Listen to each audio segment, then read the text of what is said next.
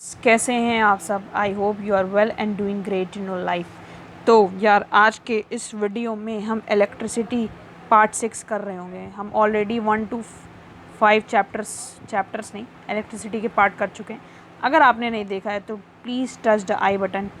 आप पूरी फील ले सकते हो। इलेक्ट्रिसिटी की प्लेलिस्ट भी हमारे चैनल पे अवेलेबल है, वहाँ से भी देख सकते हो। बहुत मज़ा आने वाला है। इन डेप्थ और इतने शॉर्ट वीडियो लेक्चर्स कोई नहीं बताएगा यूट्यूब पे। इन्हें देखो एंड क्रैक करो अपना बोर्ड एग्जामिनेशन 2021। ओके, तो स्टार्ट करते हैं।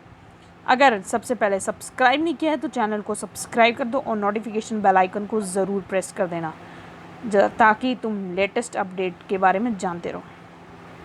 तो आज के की पॉइंट्स होंगे यार, power, calculating of electric power, different formulas of commercial unit, फिर कैसे हम कॉस्ट कैलकुलेट करते हैं अपने घर की, जो भी हमारी इलेक्ट्रिक, जैसे कहते हैं ना बिजली का बिल इतना है, उसी की बात कर रहे हैं। फिर एनर्जी का इफेक्ट, फिर हीट इफेक्ट जो करंट पे पड़ता है जिसका एच से डिनोट करते हैं, वो आगे हम बात करेंगे, ठीक है। और मैनी मोर, कुछ क्वेश्चंस भी कर रहे होंगे और पीडीएफ्स आपको डल रही हैं टेलीग्राम चैनल पे, तो प्लीज़ टेलीग्राम चैनल को सब्सक्राइब मतलब ज्वाइन कर लेना। नीचे उसका लिंक दिया हुआ है, उस पर काफ़ी सारी नोट्स पीडीएफ काफ़ी सारे आपको प्रोवाइड हो रहे हैं। तो स्टार्ट करते हैं। तो आज हम पढ़ने वाले हैं पावर। अगर बेसिकली ऐसे नॉर्मल लाइफ में समझा जाए तो पावर क्या होता है, कहते हैं इसके पास बहुत ज़्यादा पावर है, मतलब उसके पास ज़्यादा शक्ति है, राइट। तो आज हम बात कर रहे हैं इलेक्ट्रिक पावर के बारे में, ठीक है। आज हम बात कर रहे हैं इलेक्ट्रिक पावर के बारे में। तो इलेक्ट्रिक पावर क्या होता है? It is defined as the amount of electric energy consumed in a circuit per unit time. समझ नहीं आया क्या है? देखो, it is defined as the amount of electrical energy consumed in a circuit per unit time. P is equals to, P को power बोलते हैं, ठीक है। Power is equals to W, आपने कितना इलेक्ट्रिक एनर्जी कंज्यूम किया, मतलब कितना वर्क किया। वर्क और एनर्जी एक ही बात है। इन द सेंस कहने का ये मतलब है कि वर्क और एनर्जी का सबसे पहली बात तो एसआई यूनिट भी सेम होता है, जूल जिसे कहते हैं, ठीक है। जहाँ आप एनर्जी लगाओगे वहाँ वर्क कर रहे हो तभी एनर्जी लगेगा, ठीक है, और जहाँ वर्क करोगे वहाँ आपकी एनर्जी भी लगेगी। तो ये कुछ कहने के टर्म्स हैं जो आप समझ सकते हो ईजिली। कहने का ये मतलब है कि पावर इज इक्वल्स टू कितना आपने वर्क किया, कितने पर यूनिट टाइम में, और टाइम हमेशा सेकंड्स में लेते हैं, ठीक है। आइए बात करते हैं यूनिट ऑफ पावर। पावर की बहुत सारी यूनिट्स हैं तो उसके बारे में बात करते हैं। सबसे पहले बात करते हैं पावर ऑफ 1 वाट इज़, ये वाट वो वाला वाट नहीं है, ये वाला वाट है, ठीक है। Power of 1 watt is rate of working of 1 joule per second is that 1 watt 1 joule 1 second. आपको पता है ना पावर का फॉर्मूला क्या होता है? देखो, पावर का फॉर्मूला भी हमने पिछले स्लाइड में देखा है, P is equals to W/T, ठीक है। W का होता है जूल और टाइम का होता है सेकेंड्स, तो यहाँ 1 मतलब यूनिटी लग गया और ये पावर का फॉर्मूला आपके सामने रेडी हो गया। पावर को क्या बोलते हैं? 1 वाट। तो वही लिखा है 1 watt is equals to 1 joule पर 1 second. I hope you are excited. Okay, तो what is a small unit? What क्या है? छोटी सी यूनिट है, पिद्दी सी। तो हम बड़ी यूनिट को यूज़ करेंगे फॉर अ कमर्शियल पर्पज़। आप कमर्शियल पर्पज़ के लिए तो बड़ी यूनिट यूज़ करोगे ना, छोटी तो ला के रख नहीं दोगे, राइट। तो यहाँ पे क्या है, 1 kilo watt is equal to 1000 watts. 1 kilo watt, इसको कहीं कहीं जगह ऐसे भी लिख देते हैं 1 kW। एक मिनट, I am again writing 1 kW, इसी को kilo watt is equals to 1000 watts या फिर 10⁻³ वाट्स, ये भी सेम है, ठीक है। पावर ऊपर लग गई है, बस यही अंतर है। अब बात कर रहे होंगे हम नेक्स्ट चीज़ की, तो उसके नीचे लिखा है कि एन इलेक्ट्रिकल अप्लाइंसेज, जितने भी आप अप्लाइंसेज यूज़ करते हो, what ever it is, toaster हुआ आपका, आयरन हुआ, और भी कई सारी चीज़ें, तो वो कंज्यूम क्या करती हैं? इलेक्ट्रिकल एनर्जी कंज्यूम करती हैं, जो उन्हें कहाँ से मिल रही है? इलेक्ट्रिसिटी से। इलेक्ट्रिसिटी में किसकी वजह से? इलेक्ट्रॉन्स के फ्लो होने की वजह से, राइट। तो at the rate of 1 joule per second it is power is set to be 1 watt. यहाँ 1 वाट की आप कह सकते हो एक तरीके से डेफिनेशन लिखी है, राइट। तो आप इसको देख सकते हो। अब फॉर्मूला पे करते हैं यार, क्या है ना, इलेक्ट्रिक पावर की बहुत सारे फार्मूलाज हैं जो आपको डिफरेंट क्वेश्चंस में हेल्प कर रही होंगी और इससे क्वेश्चंस आने की ज़्यादा संभावनाएं हैं। और आप बोल रहे थे कि रेजिस्टेंस वाले पे पूरी फुल डिटेल वीडियो बनाई, मतलब क्वेश्चंस उससे भी आते हैं। तो हम चैप्टर, आज ही लास्ट टॉपिक है इसका, हम चैप्टर ख़त्म करने के बाद आपको डिटेल लेक्चर देंगे जो सिर्फ क्वेश्चन पे बेस्ड होगा। ओके, तो आप वो भी देख कर सकते हो, राइट। तो P = W/T हम जानते हैं, हमने इसको फर्स्ट इक्वेशन मान ली। अब हम जानते हैं कि W = क्या होगा, P/T होगा। P/T कैसे, PT = W हो जाएगा, W = PT। P का क्या फॉर्मूला होता है वो हम रख देंगे और T रख देंगे, ये सब जूल्स में आएगा क्योंकि वर्क जो है वो जूल में होता है। अगर पुटिंग करेंगे the values of W in equation 1 तो हम क्या पाएंगे, P = V × I × T। P = V × I × T divided by T। Divided by T क्यों, क्योंकि W/T है ना, तो ये पूरी, तो ये W की वैल्यू आके यहाँ रखा गई, ठीक। उसके बाद ये T भी जो है बचा है वो भी अपॉन में आ गया। काट पीट के आपको एक और ताज़ा फार्मूला मिल जाएगा जो है P = V × I, ठीक है। इसका एक और फार्मूला होता है, हम उसको डिराइव नहीं करने जा रहे, बस आपको बता दे रहे हैं। वो फार्मूला होता है P = V²/R। तो एक फार्मूला हुआ P = VI, ठीक है। एक फार्मूला हुआ P = V²/R, एक फार्मूला हुआ P = W/T। तो आपको सारे रिलेशंस यहाँ मिल रहे हैं, तो इन सभी फार्मूले को नोट कर लेना। वैसे ये स्लाइड आपको फ्री PDF मिल जाएंगी नोट्स टेलीग्राम चैनल पे, तो वहाँ देख सकते हो। ओके, तो अब आगे चल रहे हैं, यहाँ हम एक करने वाले हैं बेहतरीन। पहले टॉपिक कर लेते हैं, फिर हम क्वेश्चन कर रहे होंगे। एक चीज़ जान लो, the power expended in a heating, the power expended in a heating a register नहीं है, ये रेजिस्टेंस है, ठीक है। रजिस्टर है, सॉरी, रजिस्टर, स्पेलिंग मिस्टेक होगी, सॉरी फॉर दैट। ये रजिस्टर है यहाँ पे, ठीक है। The power expending in heating a register or turning a motor depends on the potential difference between the terminals of the device and electric current। Power दो चीज़ों पे ध्यान से डिपेंड करता है। कुल मिला के ये फॉर्मूला ही हमें बता रहा है, क्योंकि P = V × I हमने पढ़ा, तो पावर पोटेंशियल डिफरेंस पे भी डिपेंड करेगा, पावर करंट पे भी डिपेंड करेगा, ये यहाँ यही बता रहा है और कुछ नहीं लिखा है, ठीक है। अब आपको एक फार्मूला बता दिया पीछे कि V²/R होता है। अब इसमें जो हम इलेक्ट्रिकल एनर्जी अब तक बात कर रहे थे उसका फॉर्मूला होता है P × T। जब भी आपको किसी भी अप्लायंस का कह दे कि इसकी इलेक्ट्रिकल एनर्जी निकालिए, तो सबसे पहले देखिए उसका पावर दिया है क्या हमें, उसका टाइम दिया है क्या, और टाइम ऑलवेज रिमेंबर सेकेंड्स में होगा। अगर आपका मिनट में है तो उससे 60 से मल्टीप्लाई कर दो, आर में है तो 3600 से मल्टीप्लाई कर दो, करके उससे पहले सेकेंड में लाओ, ठीक है। अब बात करते हैं bigger units of power are given below.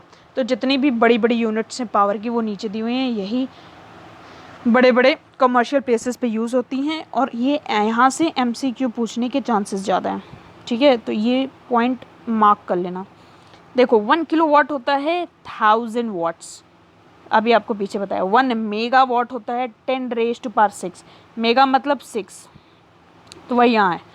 Giga मतलब 9, तो यहाँ है 10⁻⁹, ये ऊपर लिखा है 9, ठीक है।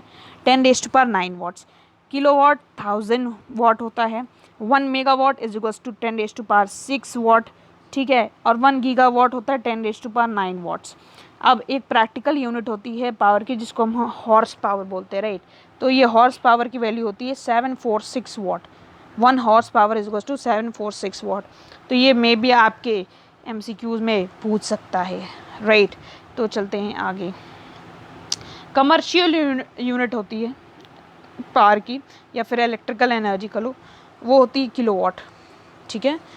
तो अब हम समझ रहे हैं, इसमें हम यहाँ से जो भी आपकी कमर्शियल यूनिट्स निकलती हैं वो निकलती हैं 1 किलोवाट आर में, उसको आर से हम कर देते क्योंकि 1 घंटे में कितना किलोवाट आपका कंज्यूम हुआ है उसी से आपका जो भी बिजली का बिल आता है कमर्शियल यूनिट्स में वो निकलता है, राइट। तो यहाँ है अगेन, आप देख लो पहले डेफिनेशन, यहाँ लिखा है 1 kilowatt hour is the amount of electrical energy consumed when an electrical appliance is having a power of rating 1 kilowatt is used for 1 hour। I hope you are clear from that। क्या कह रहा है, 1 kilowatt our वो ऐसी amount है जहाँ electrical energy आपने जितना कंज्यूम किया है, when an electrical appliance having a power of rating 1 kilowatt, इतना रेट करने की उसकी पावर हो 1 kilowatt, is use for 1 hour. 1 kilowatt जब 1 आवर के लिए यूज़ करें तो हम उसको 1 किलोवाट आवर कह देते। इट इज़ टू सिंपल, ठीक है। ओके, तो यहाँ कुछ इसकी भी यूनिट्स दी हुई हैं, ये भी देख सकते हैं, और ये यहाँ से थोड़ा एग्ज़ाम पॉइंट ऑफ व्यू से थोड़ा इम्पॉर्टेंट हो जाता है, ठीक है। तो 1 किलोवाट आवर होता है 1000 वाट आवर। कैसे? हमने 1 वाट इतना तो सीख लिया था, ठीक है। 1 किलोवाट का कितना था? 1000 वाट था, उसमें एक ऐड क्या हुआ है? आर ही तो ऐड हुआ है, तो हम यहाँ पे ऐड कर देंगे। बात समझ में आई? ये फॉर्मूला बनाने का 1 kilowatt hour is equal to 3.6 into 10⁻6 joule. ये तो आप फॉर्मूला इजीली बना सकते हो। अगर वहाँ एग्जाम में भूल जाओ कि 1 किलोवाट आवर की कितनी वैल्यू होती है, तो 1 किलोवाट के जानते हो 1000 वाट, आर ही एक एक्स्ट्रा ऐड हुआ है, राइट।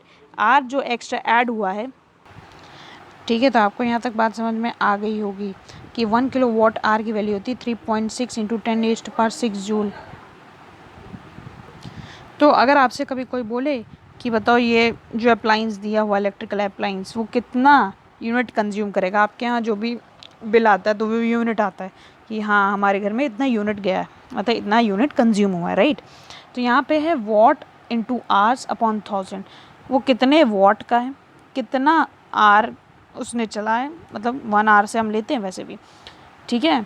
तो और अपॉन 1000 कर दोगे तो आपको यूनिट मिल जाएगी, right. Just wait a minute, I will show you, ठीक है।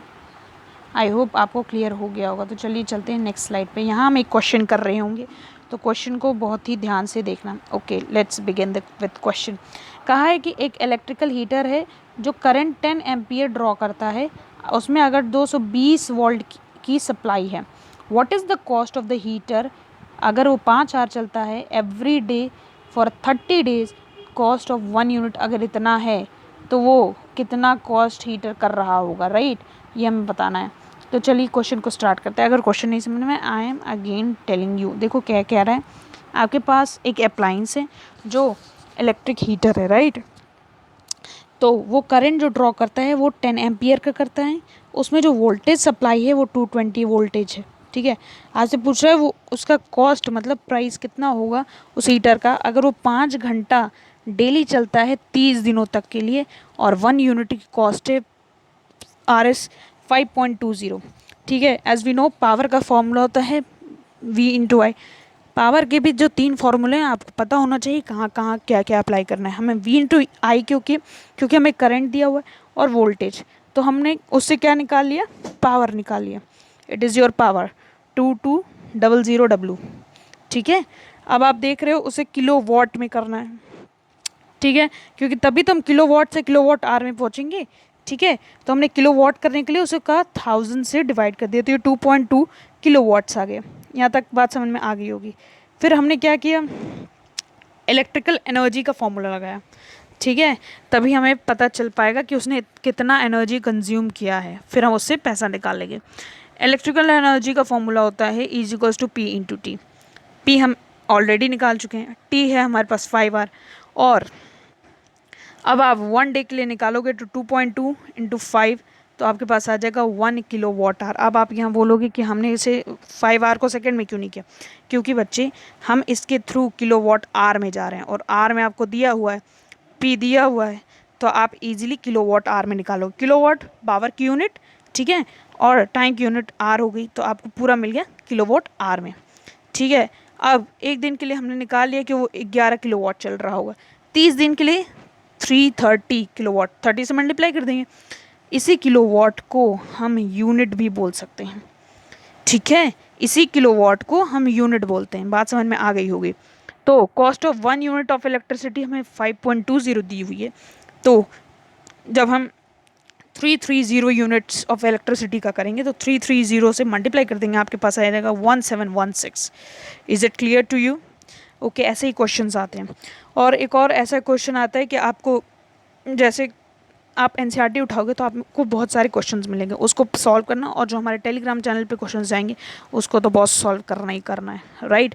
इस क्वेश्चन को हमने इसलिए करा है क्योंकि इसमें काफ़ी सारी चीज़ें मिक्स थी और आपको ईजिली अंडरस्टैंड हो जाती। ओके, अब बात आती है हीटिंग इफेक्ट ऑफ करंट की। तो हीटिंग इफेक्ट ऑफ करंट क्या होता है कि when an electric current is pass through a high resistance of wire like nichrome wire and the resistance wire becomes very hot and produces heat, this is called the heating effect of current। बात नहीं समझ में है तो यार बात को ये मिला के कह रही है, जब भी आप इलेक्ट्रिक करंट पास करोगे किसी भी हाई रेजिस्टेंस वायर से, हाई रेजिस्टेंस वायर मतलब नाइक्रोम हुआ, कॉन्स्टेंटम हुआ, मैग्नीन हुआ, ठीक है, तो जो रेजिस्टेंस होगा उसके वजह से जो हीटनेस वहाँ प्रोड्यूस होगी, ठीक है, जो आप जिसकी वजह से हॉट जो वायर है वो वेरी हॉट हो जाएगा, और जो हीट वहाँ से प्रोड्यूस होगी करंट के वजह से, क्योंकि करंट ही बह रही है, इसी को हम हीटिंग इफेक्ट ऑफ करंट बोलेंगे। बात समझ में आ गई होगी। इसका फॉर्मूला भी हम ड्राइव करते चल रहे हैं तो आपको ईजिली वहाँ समझ में आने वाला है। हम जानते हैं कि W is to Q V होता है, इस पर हज़ारों टाइप के क्वेश्चन फॉर्म होते हैं, तो आप इसको देख लेना। हम जानते हैं formula is equal to W is to Q V होता है, तो I क्या हो जाएगा, Q बाई टी हो जाएगा, Q क्या हो जाएगा, I इंटू टी हो जाएगा, तो सिंपल है। V क्या होता है, I इंटू आर होता है। ये आपने यहाँ से क्वेश्चंस बना लिए, इसको डेरिवेशन नहीं आता, बस हम आपको बता रहे हैं, ठीक है। और उससे पहले एक चीज़ जान लो, sorry I miss it out, resistance जैसे इलेक्ट्रिकल सर्किट में रहता है ना, उसी तरह से फ्रिक्शन रहता है। अगर आप फ्रिक्शन को देखोगे तो वो क्या करता था, आपके मोशन का अपोज करता था, राइट। और यहाँ पे रेजिस्टेंस क्या कर रहा है, इलेक्ट्रिकल करंट का अपोज कर रहा है, तो दोनों का काम सेम है, बस वो बात अलग है कि दोनों अलग अलग जगह लग रहे हैं। ओके, तो अब हम दोनों इक्वेशंस को इक्वेशन 1 में पुट कर देंगे तो हमें एक तरोताज़ा फॉर्मूला मिल जाएगा, H is equal to I square R T, और H क्या है, हीटिंग इफेक्ट ऑफ करंट है, वो किस में रहेगा, जूल में रहेगा, और इसी को हम जूल्स लॉ ऑफ हीटिंग बोलते हैं। One of the amazing question, what is Joule's law of heating, वो या पूछ सकता है जूल्स लॉ ऑफ हीटिंग का फॉर्मूला क्या होता है, कुछ भी, तो H is equal to I square R T, where I is current, R is resistance and T is time. I hope you are clear with my question नहीं, easily answer. अब बात करते हैं कि हीटिंग इफेक्ट ऑफ करंट किन किन चीज़ों पे डिपेंड करता है। सबसे पहली बात स्क्वायर ऑफ द करंट पे, फिर रेजिस्टेंस ऑफ द वायर पे, और फिर टाइम फॉर विच करंट इस पास, इस पर डिपेंड करता है। अगर ये फॉर्मूला से भी आप डायरेक्ट देखोगे ना तो बात वही कह रहा है, आई स्क्वायर आर टी है तो H इस पर भी डिपेंड करेगा, H इस पर भी डिपेंड करेगा, H इस पर भी डिपेंड करेगा। ये तो मैंने आपको एक ईजिली बता दिया। अब देख रहे होंगे हम, अगर a given current will produce more heat पर unit time if the two resistance R connected in series, ये क्वेश्चंस में पूछ सकता है। अगर जो आपने करंट प्रोड्यूस किया है अगर वो ज़्यादा हीट दे पर यूनिट टाइम में, अगर उसमें जो दो रेजिस्टेंस लगे हैं तो वो सीरीज़ में लगा, अगर उससे कम दे तो वो पैरेलल में होगा। बात समझ में आ गई होगी। All the appliances which run on electricity do not convert all the electrical energy into heat energy, ठीक है। वो सभी जितने भी अप्लाइंसेस रन करते हैं इलेक्ट्रिसिटी पे, कोई ज़रूरी नहीं है कि वो पूरा कन्वर्ट कर दें इलेक्ट्रिकल एनर्जी को हीट एनर्जी में। पूरा कर देंगे तो उनको मोशन के लिए कौन सी एनर्जी मिलेगी, मोशन के लिए भी तो चाहिए, इसी वजह से, ठीक है। ओके, हम एक क्वेश्चन कर रहे होंगे यहाँ, ये भी बहुत ही अमेजिंग क्वेश्चन है, ठीक है। ओके, यहाँ देखो, अब पोटेंशियल डिफरेंस आपको दिया है 250 वोल्ट्स का, और रेजिस्टेंस आपको दिया 500 ओम, ठीक है। यहाँ ओम थोड़ा गायब हो गया, पता नहीं कहाँ गया, लेकिन 500 ओम इन अ इलेक्ट्रिक करंट, ठीक है। आपको कैलकुलेट करना है करंट और heat energy produced in joules in 10 seconds. ऐसे ही क्वेश्चन आते हैं, ऐसे ही क्वेश्चन आते हैं, इसलिए मैंने ये क्वेश्चन पिकअप किया है। ओके, तो आप यहाँ करोगे, सबसे पहली बात तो ओम्स लॉ लगाओगे। ओम्स लॉ क्यों लगाओगे, आपको आई पता चल जाएगा, करंट पहला तो यही सॉल्व होने वाला है। V is equals to I R होता है, आई फाइंड करना है तो V by R is equals to I. हमें V का फॉर्मूला दिया हुआ है, I और R दिया, हम पुटिंग करेंगे जब वैल्यूज तो हमें मिलेगा I is equals to V by R, where 250 बाई 500 दैट इज 0.5 एम्पियर, ठीक है। और सेकंड हमारा क्या कह रहा है क्वेश्चन की, हमें हीट एनर्जी बतानी है जो 10 सेकेंड्स में प्रोड्यूस्ड हो। अब देखो I निकल गया, R हमें पता है, और T हमें इसने बता दिया कि जो 10 सेकेंड्स में हो, तो जब हम फॉर्मूले पुट कर देंगे तो हमारा ईजिली आंसर निकल जाएगा, इसमें कुछ बताने वाली बात नहीं थी। यहाँ पे देखें, ओके, यहाँ पे हम देख रहे होंगे application of heating, just wait a minute, application of heating of current, ठीक है, application of heating effect of current आपको एक शॉर्ट पेज में पूरी तरह से मिल जाएगा। आपको टेलीग्राम चैनल पे। आई होप आप समझ रहे होगे। यहाँ बताने में हमको कुछ जा नहीं रहा, बट आपका टाइम जाएगा तो आपको थोड़ा सा पढ़ना है। टेलीग्राम चैनल पर डल गया, आप जाके दे सकते हो। बस इसमें क्या है कि आपको इंपॉर्टेंट एप्लीकेशंस बताए गए हैं हीटिंग इफेक्ट के, ठीक है। जैसे टंगस्टन याद रखना, the heating effect of electric current is utilize in electric bulbs for producing light. उसमें टंगस्टन लगता है, ठीक है। अंदर जो आपका फिलामेंट होता है वो थिन टंगस्टन का बना होता है, और जो बल्ब में गैस भरी होती है जिसकी वजह से वो मेल्ट नहीं करता। सॉरी, बल्ब कुछ ज़्यादा ही बल्बा हो गया। सबसे पहली बात तो फिलामेंट जो होता है हमारा, इसकी शॉर्ट जो PDF है आपको पहुंच गई है, आप जाके देख लेना। नीचे टेलीग्राम चैनल को ज़रूर ज्वाइन कर लो। फिलामेंट जो होता है वो हमारा टंगस्टन का बना होता है। टंगस्टन का ही क्यों बनाते हैं? क्योंकि उसकी मेल्टिंग पॉइंट बहुत ज़्यादा होती है, ठीक है, अबाउट 338 डिग्री सेल्सियस, तो इट इज़ मोर राइट।